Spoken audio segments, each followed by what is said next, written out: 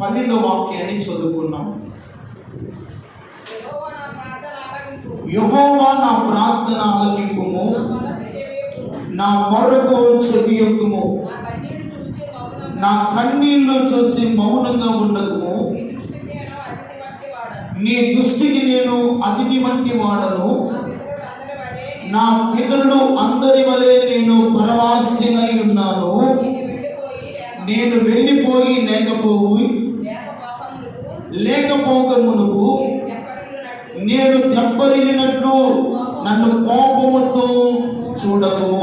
చిన్న ప్రార్థన. పరిశుద్ధుడైన తండ్రి, చదివిన వాక్య భాగాన్ని దీవించి మాతో మీరు మాట్లాడి మహిమ పొందుకోమని యేసు నామమున ప్రార్థన చేస్తున్నాము తండ్రి. ఆమేన్. హల్లెలూయా. మనం చదువుకున్న లేఖన భాగము చాలా ప్రాముఖ్యమైన లేఖన భాగము. భక్తుడు దేవుని సన్నిధిలో ప్రార్థన చేస్తూ ఉన్నాడండి. చాలా చక్కగా ప్రార్థన చేస్తూ ఉన్నాడు. ఈ 12వ వచనంలో అంటున్నాడు, యెహోవా నా ప్రార్థన ఆలకింపుము, నా మొరకు చెవియొక్కుము, నా కన్నీళ్లు చూసి మౌనంగా ఉండకుము. ఏమి చూసి మౌనంగా ఉండదు అన్నాడు? నా కన్నీళ్లు చూసి మౌనంగా నీ ఉండకుము. నీ దృష్టికి నేను అతిథి వంటి వాడను. దేవుడి దృష్టికి మనం ఎవరమంట? అతిథి వంటి వారము. మన ఇంటికి ఎవరైనా అతిథులు వచ్చినప్పుడు కాసేపు ఒక ఫోటో ఒక రోజు మన ఇళ్ళలో ఉంటారు, తిరిగి మళ్ళీ ఏమవుతారు? వెళ్ళిపోతారు. మనము కూడా దేవుని సన్నిధిలో ఎటువంటి వారం అంటే అతిథి వంటి వారము. అందుకనే దావీదు అంటున్నాడు, నా కన్నీళ్లు చూసి మౌనంగా ఉండకము, నాకు సహాయము చెయ్యి, నా మొరకు చెవియొగ్గు ప్రభువా అని దేవుని సన్నిధిలో ప్రార్థన చేస్తూ ఉన్నాడు. ఎందుకయ్యా అంత దీనాతి దీనముగా దేవుని సన్నిధిలో ప్రార్థన చేయడానికి గల కారణం ఏమిటంటే, మొదటి వచనం అంటాడు, నా నాలుగుతో నేను పాపము చెందినట్లు నా మార్గమును జాగ్రత్తగా చూచుకొందును.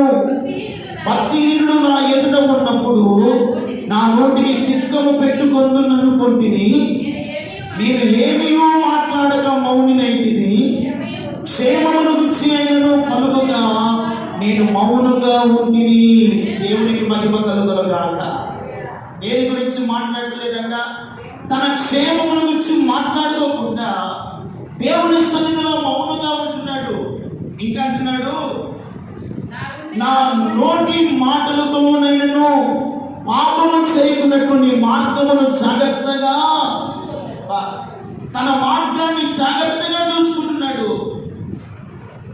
దేవుని సన్నిధిలో ఎంత అతిథి వంటి వాడో దావీదు, దేవునికి ఎంత ఇష్టానుసారుడో చక్కని ప్రార్థన చేస్తూ ఉన్నాడు. నా నాలుగుతో పాపము చేయకున్నట్లు నా మార్గమును జాగ్రత్తగా చూసుకుందును. భక్తిహీనుడు నా ఎదుట ఉన్నప్పుడు నా నోటికి ఏం పెట్టుకుంటాడంట? భక్తిహీనుడితో మాట్లాడితే వాడు దేవుని సంబంధమైన విషయాలు వాడు తెలియదు కనుక భక్తిహీనుడికి దేవునికి ఎన్ని మాటలు చెప్పినా ప్రయోజనం లేదు. భక్తి గల వాడికి ఒక దేవుని మాట చెప్తే వాడు దానికి లోబడినప్పుడు ఆశీర్వాదాన్ని పొందుకుంటాడు. అందుకని దావీదు ఎరిగిన వాడే అంటున్నాడు, భక్తిహీనుడు నా ఎదురు ఉన్నప్పుడు నా నోటికి నేను చిక్కము పెట్టుకుంటాను. రైతు ఎద్దును పొలంలో దున్నుతున్నప్పుడు దాని నోటికి ఏం పెడతాడు? చిక్కము. అలాగనే ఒక విశ్వాసి జీవితంలో కూడా కొన్ని సందర్భాల్లో మౌనంగా ఉండి మన నోటికి చిక్కము పెట్టుకొని దేవుని సన్నిధిలో కనిపెట్టి ప్రార్థన చేయటము ఎంతైనా మన కుటుంబాలకు ఆశీర్వాదకరము, ఎంతైనా మన ఆత్మీయ జీవితానికి ప్రయోజనకరము. అందుకని దావీదు తన నోటికి చిక్కము పెట్టుకొని భక్తిహీనుడి ఎదుట మౌనంగా ఉంటున్నాడు. దేవునికి మహిమ కలుగునుగాక. దేవుని ఎదుట నోరు తెరిచి ప్రార్థన చేస్తున్నాడు. యెహోవా నా ప్రార్థన ఆలకింపుము, నా మొరకు చెవియొక్కుము, నా కన్నీళ్లు చూసి మౌనంగా ఉండకము. ఈ రోజున మన కన్నీళ్లు చూసి లోకము మౌనంగా ఉంటుందేమో, బంధువులు మౌనంగా ఉండవచ్చేమో. నీ సమస్యను బట్టి, నీ బాధను బట్టి ఒకవేళ వారిని పట్టించకపోయినా దావీదు వలె నువ్వు ప్రార్థన చేయాలి. నా కన్నీరు చూసి నీవు మౌనంగా ఉండకు నాయనా,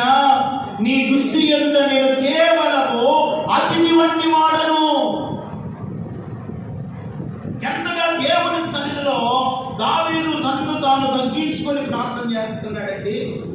మరి దావీదే నీ సన్నిధిలో నేను అతిథి వంటి వాడనయ్యా అంటే మనం ఇంకెంత ప్రార్థన చేయాలి?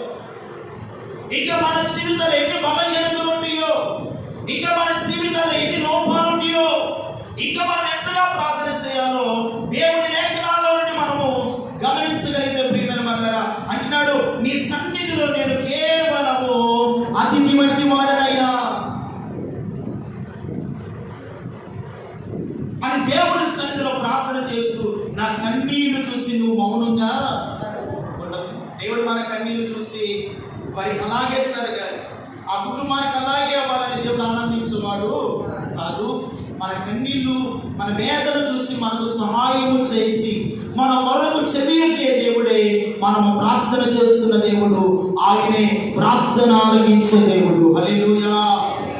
అందుకని దావీదు అంటున్నాడు, నా నాలుకతో నేను పాపము చేయకున్నట్లు నా మార్గమును నేను జాగ్రత్తగా చూసుకుంటాను. అంటే మన మార్గాలు ఎంత జాగ్రత్తగా చూసుకోవాలి?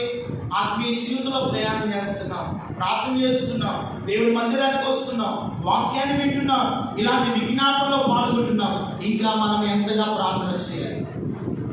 దావీదు దేవుడికి హృదయానుసారుడే, కానీ దేవుడి సన్నిధిలో నా నాలుగుతోనైనా పాపము చేయకున్నట్లు నా మార్గమును నేను జాగ్రత్తగా చూసుకుంటాను. మన మార్గాలు చూసుకోవాలి, మన నడవడికను మనం చూసుకోవాలి, మన ఆత్మీయతను మనం పరిశోధించుకోవాలి, పరీక్షించుకోవాలి. ఎక్కడైనా లోపము కానీ పొరపాటు కానీ మనకు తెలిసినప్పుడు వాటిని ఒప్పుకొని దేవుని సన్నిధిలో ఏం చేయాలంట?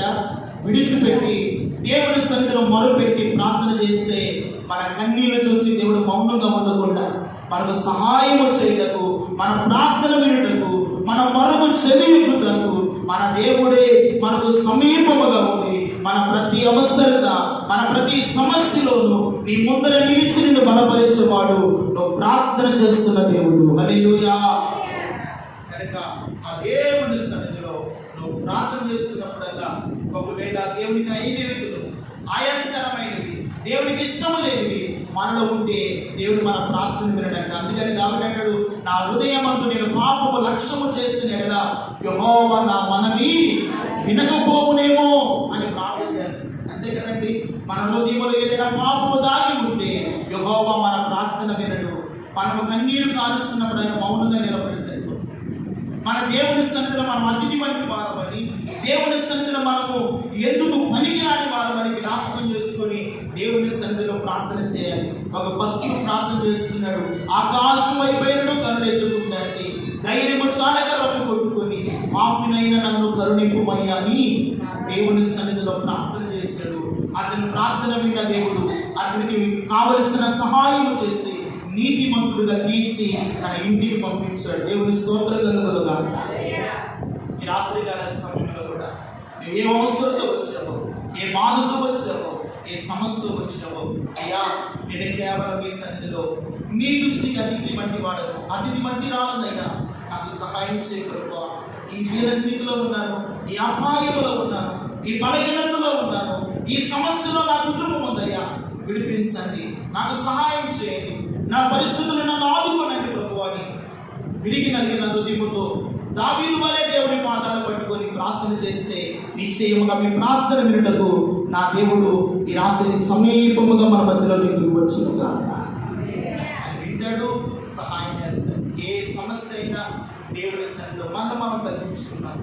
ఒకవేళ మన నోటి ద్వారా మన ఆత్మీయ జీవితంలో ఇంతకాలం ప్రయాణం చేస్తూ వచ్చాం, ఎక్కడ భక్తిహీనుడు ఎదుట మన నోటికి చిక్కము పెట్టుకోకుండా అపవిత్రమైన మాటలు, దేవునికి ఆయాస్కరమైన జీవితం ఎక్కడ మనము ప్రవర్తించామో దేవుని సన్నిధిలో ఒప్పుకొని ప్రార్థన చేసి దేవుని కనికరాన్ని పొందుకోగలిగితే ఈ రాత్రి నిశ్చయముగా ఆకాశమందలి దేవుడు మన మొరను ఆలకించి మనకు సహాయము చేసి మన ప్రతి సమస్యల్లో ప్రభు తోడుగా ఉండి నడిపించునుగాక.